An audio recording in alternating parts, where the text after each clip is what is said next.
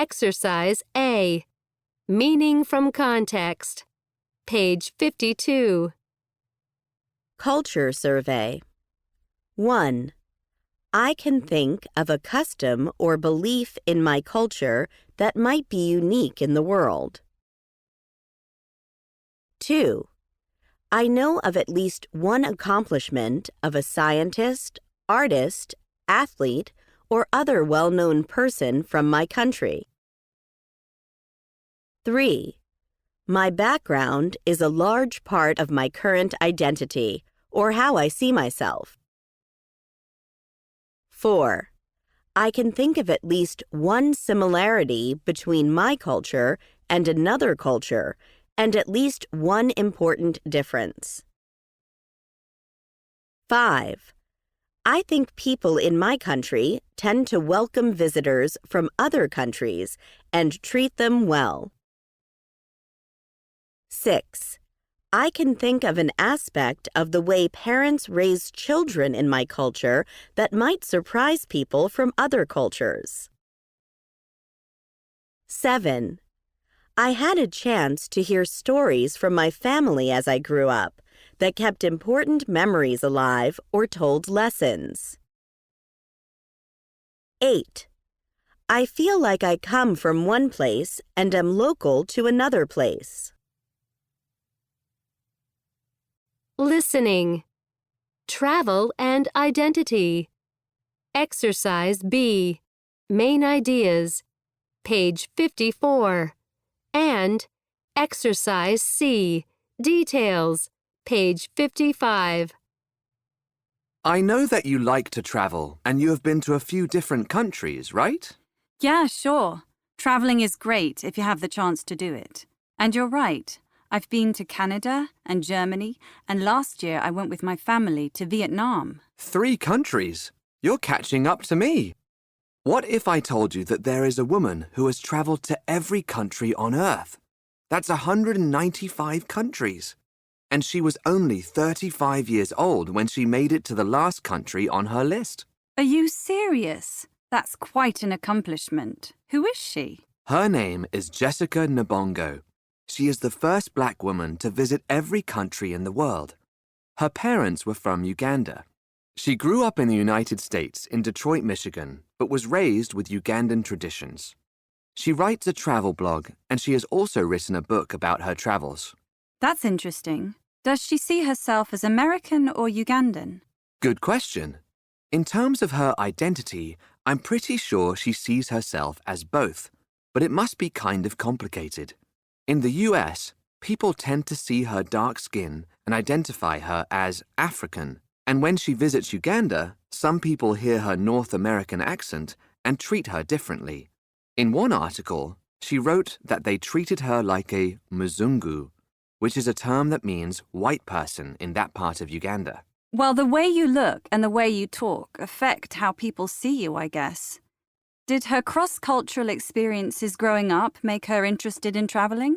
Yes, trips to Uganda as a child definitely affected her. From Detroit, she moved to New York to attend university.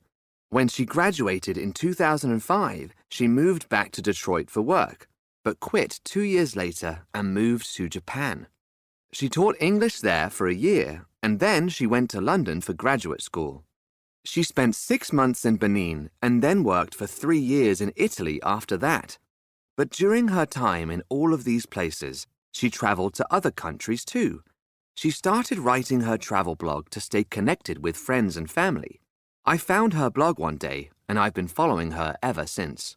What an exciting life. I should look for that blog. It's good. I've learned a lot. Only a small number of people have ever been to all 195 countries. In fact, there are more people who have traveled to outer space than to every country on Earth. And Nabongo wondered if any black people had done it. She found just one, and he was a man. She wanted to do the same thing that he had done. It sounds like it was important to her to do that. Yes, but it wasn't just about the number and setting a new record. She wanted to have some kind of cultural experience in every country. She wanted to learn a little bit about what makes each country special, about people's lives. about their customs and traditions, and their values too. And what kinds of cultural experiences has she had? Let's see. I remember her talking about a trip to Tonga, where she swam in the ocean with whales. And in South Sudan, where cattle are really important, she spent an afternoon milking cows and just spending time with the local people. And of course, there is the food. Of course. Sometimes trying new kinds of food is the best part. Nabongo really loves the food in the country of Georgia. On the other hand, not all of her travel experiences have been positive. One time in Paris, someone tried to steal her phone. So she has a few stories about those not-so-good experiences. But all in all, she clearly loves to travel and to learn and to share all of that in her writing. She says that if you travel a lot, you see more similarities than differences among people. That's very cool. And that has always been my belief too. But while I enjoy learning about other cultures, I can't imagine doing that much traveling. Exercise D. Focused listening. Page 55. 1, What if I told you that there is a woman who has traveled to every country on Earth? 2, There are more people who have traveled to outer space than to every country on Earth.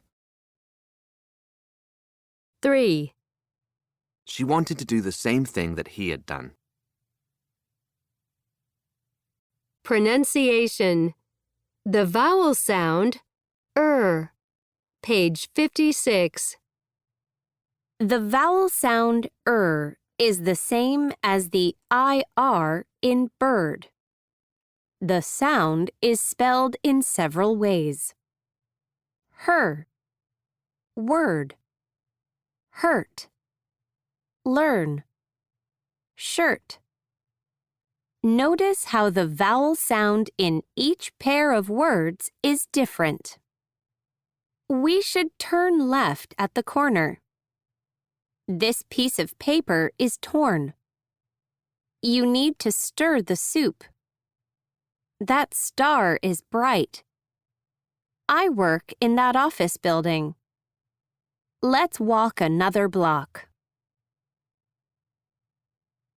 Exercise C, page 57.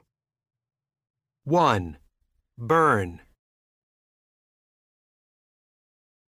2. Shorts. 3. Hurt. 4. Bird. 5. Hard. 6. War. Exercise A, model, and Exercise B, analyze the model, page 60. Who am I? It might sound like an easy question, but in fact, my identity depends on perspective. For example, in my hometown, before my family moved away, local people saw me as a shy, polite girl who always did well in school. I dressed in the same way that my friends did, mostly in our school uniform, and I had the same customs as my friends as well. I guess that is why people saw me as polite. I knew that I needed to take my shoes off before I entered their homes and to speak politely too, especially when I spoke to older people. I was also a good student. I did all my homework and got good grades.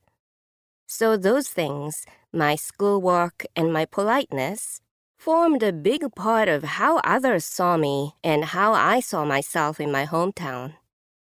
But I never saw myself as shy. I just like to listen more than talk.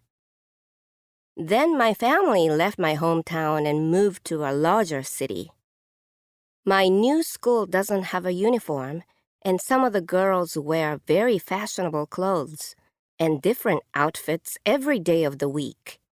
That never seemed important in my hometown, but here it affects the way people see me. They think that my family is poor. It's not true, but that's how people see me here. Fortunately, I am getting to know some of my classmates better, and they are learning more about me. My new friends think I'm funny. I'm not sure why. I think it's because I say and do things a little differently than they do. So, who am I? That's a good question. I'm something to one person but not to another. I am many different things. I think that's pretty normal.